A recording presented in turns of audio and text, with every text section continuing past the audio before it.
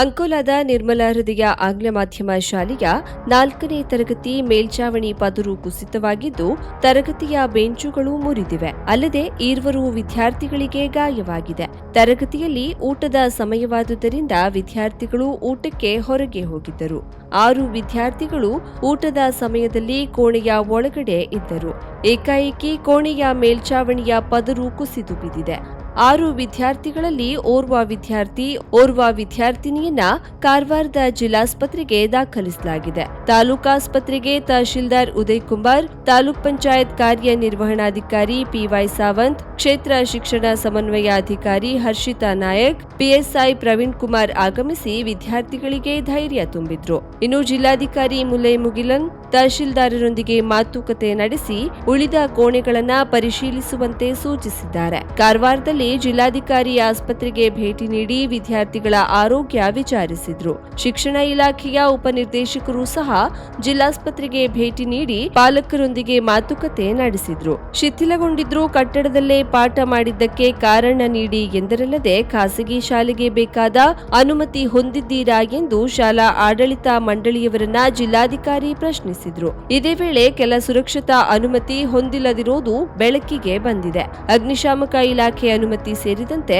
ಸುರಕ್ಷತಾ ಕ್ರಮ ಹೊಂದಿಲ್ಲದ ಬಗ್ಗೆ ಮಾಹಿತಿ ಲಭ್ಯವಾಗಿದೆ. ಕಟ್ಟಡ ಸಾಮರ್ಥ್ಯ, ಸುರಕ್ಷತಾ ಕ್ರಮ ಹಾಗೂ ಮರು ನೋಂದಣಿಯ ಬಗ್ಗೆ ವಿವರವಾದ ವರದಿ ನೀಡುವಂತೆ ಡಿಡಿಪಿಐ ಹರೀಶ್ ಗಾಂವ್ಕರ್ಗೆ ಮಾಹಿತಿ ನೀಡುವಂತೆ ಜಿಲ್ಲಾಧಿಕಾರಿ ಸೂಚನೆ ನೀಡಿದ್ದಾರೆ. 4ನೇ ತರಗತಿ ಮಕ್ಕಳು ಮೇಲಿನ ಚಾವಣಿ ಇಲ್ಲಿ ಒಂದು ಸೆಂಟ್ರಿಂಗ್ ಪಾರ್ಟ್ ಮುರಿದು ಕ್ಲಾಸ್ ಒಳಗಡೆ ಬಿದ್ದಿದ್ದಾರೆ. ಅದೃಷ್ಟವಶಾತ್ ಮಕ್ಕಳು ಲಂಚ್ ಬ್ರೇಕ್ ಇದ್ದಿರ್ತಾರೆ. ಸ್ವಲ್ಪವಾಗಿ ಬೀಳುವಾಗ 4 ಮಕ್ಕಳಿಗೆ ಮಾತ್ರ ತುಂಬ ಅಲ್ಪ ಪ್ರಮಾಣದಲ್ಲಿ ಗಾಯ ಆಗಿದೆ. ಒಂದು ಮಗುಗೆ 2 ಸ್ಟಿಚ್ ಆಗಿದೆ. ಆದರೂ ಆ 2 ಮಕ್ಕಳು ತಲೆ ಮೇಲೆ ಏನು ಸ್ವಲ್ಪ ಲೈಟ್ ಗಾಯ ಇದೆ. ಅವರಿಗೆ ಸೇಫ್ಟಿಗೋಸ್ಕರ CT ಸ್ಕ್ಯಾನಿಗೆ ಕಳಿಸ್ಕೊಂಡಿದ್ದಾರೆ. ಕಾರವಾರ ಮೆಡಿಕಲ್ ಕಾಲೇಜಿಗೆ ದೇ ಆರ್ ಫೈನ್. ಯಾವುದೇ ರೀತಿಯಲ್ಲಿ ಇಂಟರ್ನಲ್ ಇಂಜುರೀಸ್ ಕಾಂಪ್ಲಿಕೇಶನ್ಸ್ ಇದೆ. It's a very small thing. ಆದರೂ ಇದು ಒಂದು ಭಯಾನಕ ಘಟನೆ ಆಗಿದೆ. ಯಾಕಂತ ಹೇಳಿದರೆ ಮಕ್ಕಳಲ್ಲಿ ಇಲ್ಲಿ ಇದ್ದಿದ್ದರೆ ಬಹುಶಃ ದೊಡ್ಡ ಸಮಸ್ಯೆ ಆಗಿಲ್ಲ. ಈಗಾಗಲೇ ಸಂಬಂಧಪಟ್ಟ ಇಲಾಖೆ ಇದರ ಶಾಲೆಯ ಸ್ಥಿತಿಗತಿ ಮತ್ತು ಉಳಿದ ಬಗ್ಗೆ ಒಂದು ವಿವರವಾದ ರಿಪೋರ್ಟನ್ನು 25 ವರ್ಷ ಶಾಲೆಯ ಕಟ್ಟಡ ಅಂತ ಹೇಳ್ತಾ ಇದ್ದಾರೆ. ಅದಕ್ಕೆ ಲಾಸ್ಟ್ ಡಿಪಾರ್ಟ್ಮೆಂಟು ಇನ್ಕ್ವೈರಿ ಇದು ಪ್ರೈವೇಟ್ ಶಾಲೆ ಇರೋದ್ರಿಂದ ಅನ್ಎಡೆಡ್ ಶಾಲೆ ಇರೋದ್ರಿಂದ ಯಾವ ಥರ ನಾವು ರೆಕಗ್ನಿಷನ್ ಎಕ್ಸ್ಟೆನ್ಷನ್ ಅಂತ ಏನು DDPI ಇಲಾಖೆಯನ್ನು ಏನು ಮಾಡಬೇಕು ಅದನ್ನು ಸುತ್ತೋದು ಮತ್ತು ಇದೆ ಸ್ಟೆಬಿಲಿಟಿ, ಸ್ಟ್ರಕ್ಚರ್ ಸ್ಟೆಬಿಲಿಟಿ ಬಗ್ಗೆ, ರಿನ್ಯೂವಲ್ ಬಗ್ಗೆ ಎಲ್ಲ ಏನು ಮಾಡಿದ್ದಾರೆ ಅದನ್ನು ವಿವರವಾದ ಒಂದು ರಿಪೋರ್ಟನ್ನು ನನಗೆ ಸಬ್ಮಿಟ್ ಮಾಡಬೇಕು ಅಂತ DDPI.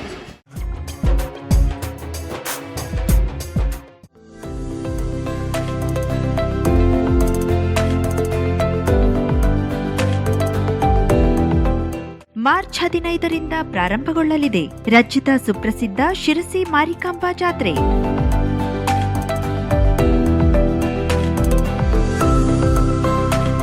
ಜಾತ್ರೆಗೆ ಆಗಮಿಸುವ ಭಕ್ತಾದಿಗಳಿಗೆ ಹಾರ್ದಿಕ ಸ್ವಾಗತವನ್ನ ಕೋರುವವರು ಸರಬ್ ಬಜಾರ್, ಸಿಂಪಿಗಲ್ಲಿ, ಶಿರ್ಸಿ.